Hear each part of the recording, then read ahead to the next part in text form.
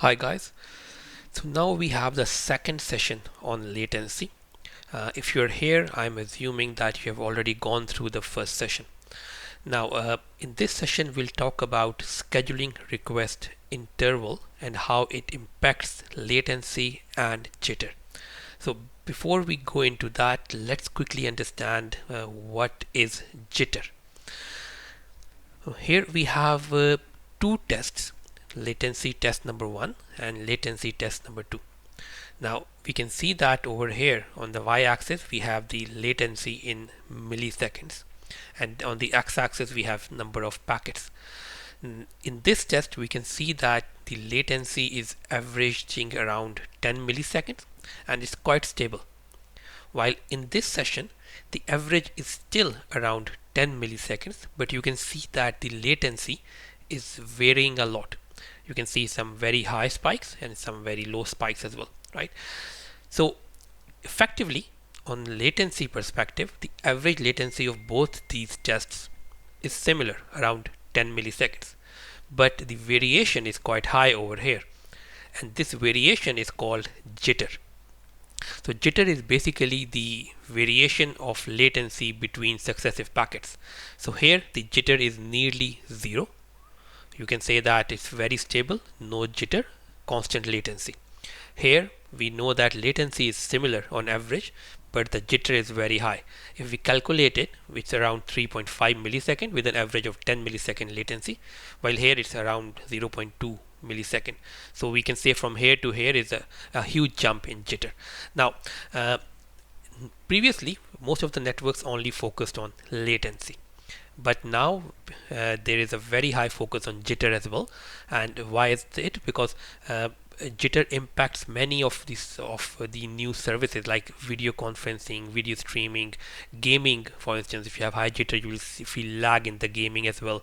Even the voice app as well can be impacted. So nowadays you will hear a lot that both latency and jitter are required to be optimized. Networks will ask you, if you are optimizing latency, they will also ask you to optimize jitter. So we need to understand them both, and we need to try to tackle these issues together, because at the end of the day they go hand in hand. So let me explain now why I wanted you to understand jitter before we go into the scheduling request interval and its impact. Now over here we let's say we have a timeline here, and these yellow arrows they indicate scheduling request opportunity.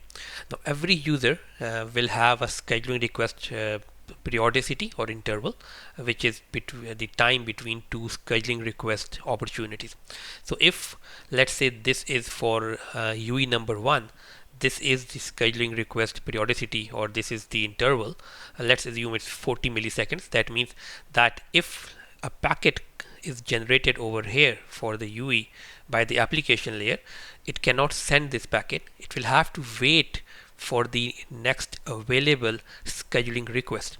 That means if this interval is 40 milliseconds and this packet came here, maybe it will have to wait around 35 milliseconds for the next scheduling request opportunity, and then it will send the SR, the scheduling request, to the G node B, and the G node B will send a grant for it to transmit the packet. So this indicates that the scheduling request interval, if it's high, it can impact your latency, right? If the packet is coming here, it has to wait all this time to transmit the scheduling request. It cannot transmit the packet without transmitting the scheduling request. So that is the latency aspect of it. Now what if the next packet comes over here? What will happen? It will have to wait for the scheduling request again, but the wait time is much lesser. You can see this wait time and this wait time. So if this packet came here, maybe it will only wait for 5 milliseconds and then it can send the SR. SR means scheduling request. So what is the impact here? This will have lesser latency, this will have a larger latency, and the impact is jitter. So what will happen is that for this one, if the if the ping RTT of the system is 10 milliseconds, but this one waited for 35 milliseconds, so the ping RTT for this packet will become 10 plus 35, 45 milliseconds, while this one waited only 5 milliseconds. So if the ping RTT of the network is 10 milliseconds, so 10 plus 5, only 15 milliseconds. So this packet will show latency of 15 milliseconds, this will show 45 milliseconds. That means that's a jitter, right? Because the difference between the RTT or latency of successive packets or consecutive packets, that's what jitter is. So you have high jitter.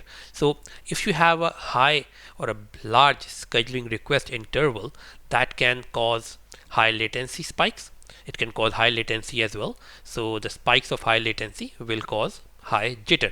So you will have both high jitter and high latency. Now, let's imagine this one. Let's say we have a system where we have SR opportunity every 5 milliseconds.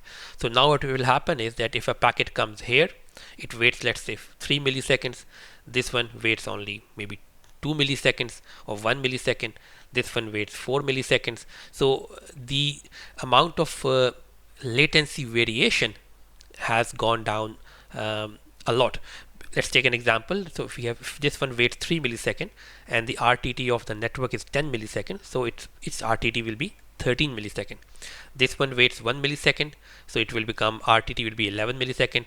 This one waits 4 milliseconds, RTT will be like 14 milliseconds. So 13, 11, 14, you will say jitter is somewhere around maybe 1 or 2 milliseconds, right? While for this one, the jitter is like 45 milliseconds for this one, and 15 milliseconds for this one. So the jitter is in 20-30 milliseconds, right? So you have a very high jitter with this one, but you have a very low jitter with this one, and also the latency aspect will also be much better because you have SR after every 5 milliseconds. So this scenario will not happen. So you will not have very high latency spikes as well. So that shows how you can tune your SR interval or SR periodicity to improve your jitter and latency. Now there is of course a compromise. This is an example, but if you put your SR interval to a very low value like this, for instance, that means you are taking a lot of your PUCCH capacity.